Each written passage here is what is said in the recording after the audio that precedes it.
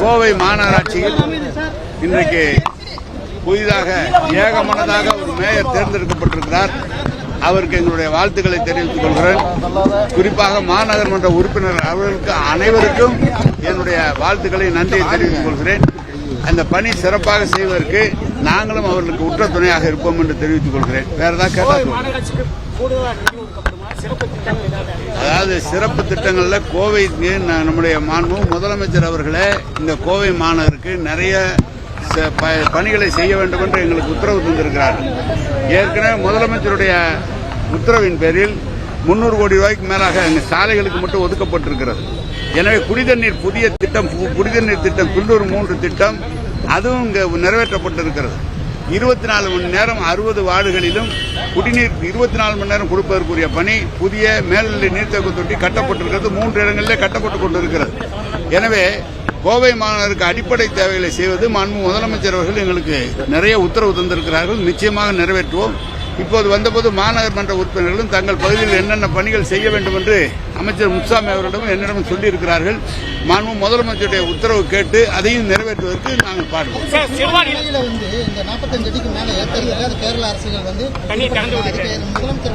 இல்லங்க, ஏற்கனவே முதலமைச்சர் கடிதம் எழுதியிருக்கிறார். சிறுவாணி அணியில இன்னும் கொஞ்சம் ஏற்றணும், அப்பதான் குடிதண்ணீர் வருடம் முழுவதும் நமக்கு கொடுக்கணும்னு.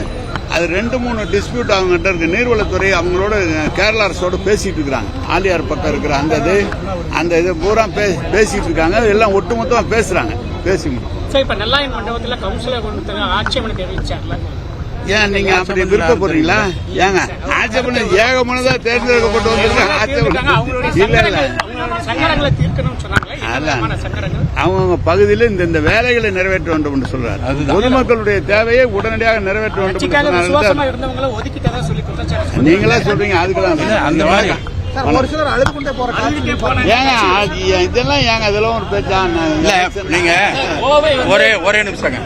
இன்னைக்கு எவ்வளவு சந்தோஷமா இருக்காங்க நீங்க உள்ள போய் பார்த்துட்டு அப்புறமேல இந்த கேள்வி எல்லாரும்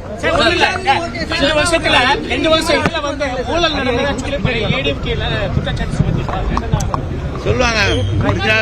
ஊழல் தவறு செஞ்சிருந்தா நடவடிக்கை எடுப்பாங்கல்ல. யார் தவறு செஞ்சிருந்தாலும் நடவடிக்கை எடுப்பாங்க. அதுல என்ன இருக்கு?